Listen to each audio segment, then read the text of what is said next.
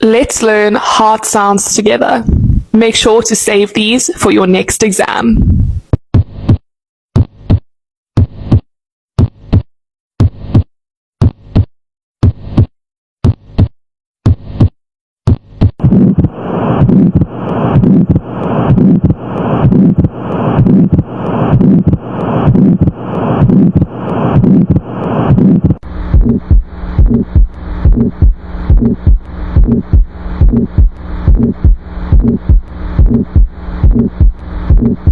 Thank you.